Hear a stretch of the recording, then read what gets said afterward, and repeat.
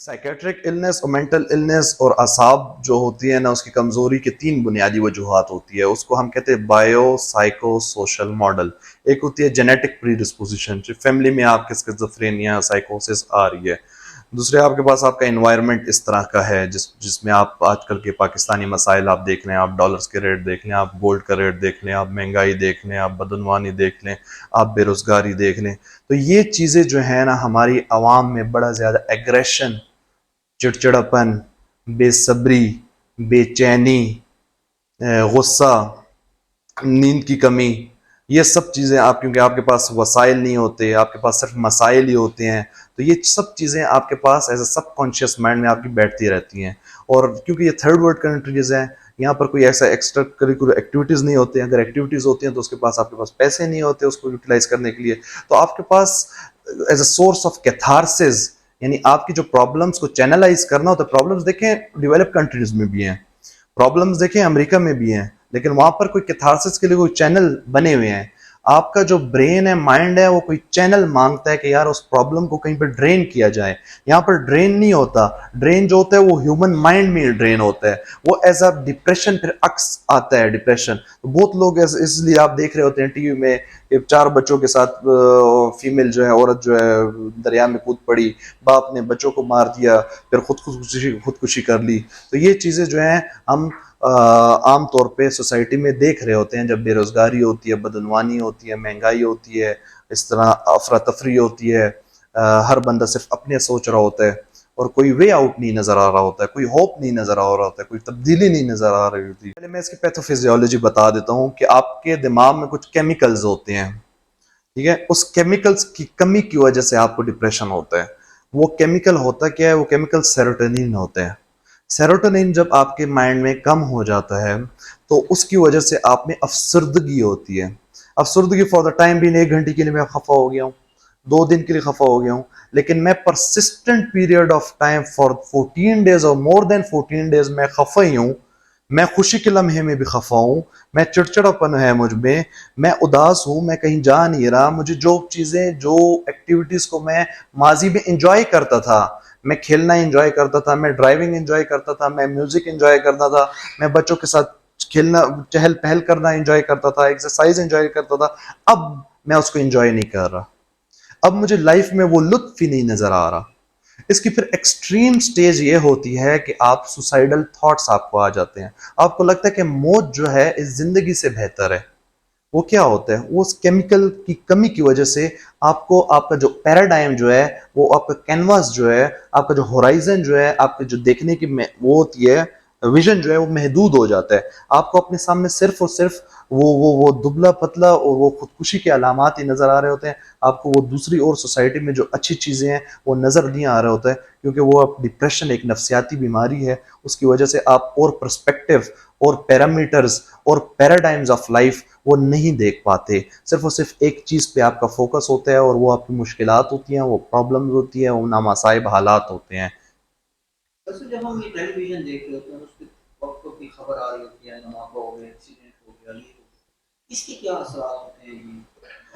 देखें, खुदा ना खास्ता अगर ये आपकी फैमिली में किसी पे धमाका हो या कोई एक्सीडेंट हो, तो उसका तो बहुत ज़्यादा ट्रोमेटिक अफेक्ट होता है, ठीक है। अगर आपके उस टाइम पे अगर आप रोए ना हो या आपका कोई कैथारसिस ना हुई हो और ग्रीफ पीरियड आपने ना गुजारा हो, तो वो बाद में पोस्ट ट्रोमेटिक स्ट्रेस डिसऑर्डर की उसमें होते हैं, आपको फ्लैशबैक्स होते हैं उनकी।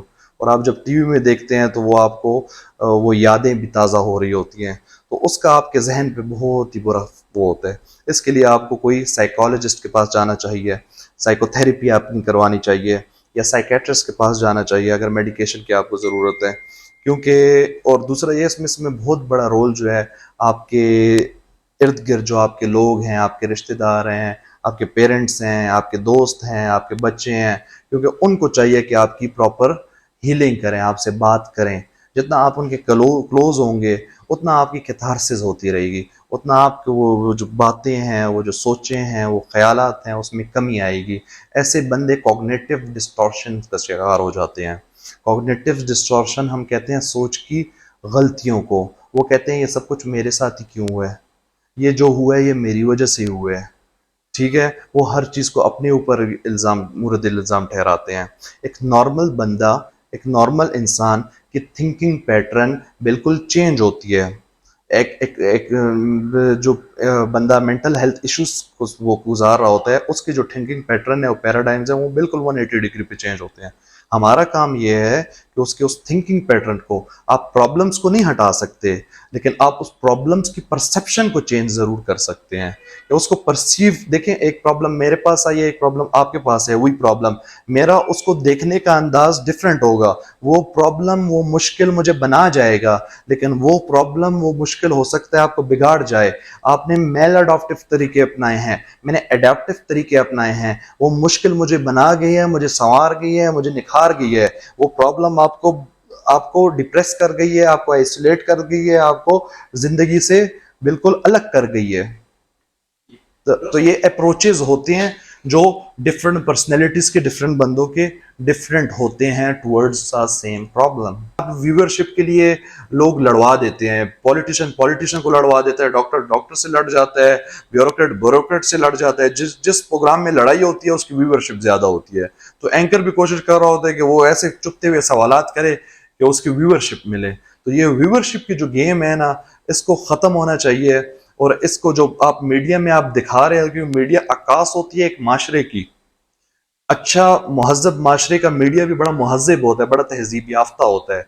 हमें चाहिए कि वो तहजीब और तमद्दुन जो 2000 1990s में हुआ करते थे, 1980s में होता, उसमें मीडिया नहीं था, इतना इतना वाइब्रेंट नहीं था, इतने ज्यादा चैनल्स नहीं थे। तो चाहिए कि उस टाइप पे जो आपका प्रॉपर स्क्रीनिंग होती थी, प्रॉपर टेलीकास्ट होने से पहले वो स्क्रीन होके आते थे, क्योंकि हमारे बच्चे भी देख रहे होते हैं, हमारे वालिदैन भी देख रहे होते हैं, हमारे साथ हमारी फैमिलीज भी देख रही होती हैं।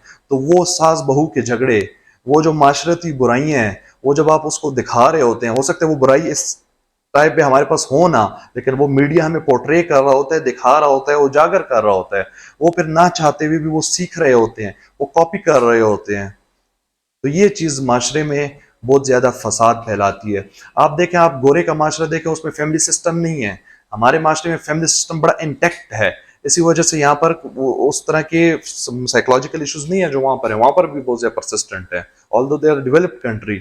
लेकिन वहाँ का जो यूनिपोलर का निज़ाम है, वहाँ पर जो न्यूक्लियस फैमिली का निज़ाम है, वो अभी इधर भी राज हो रहा है बिकॉज ऑफ दैट मीडिया।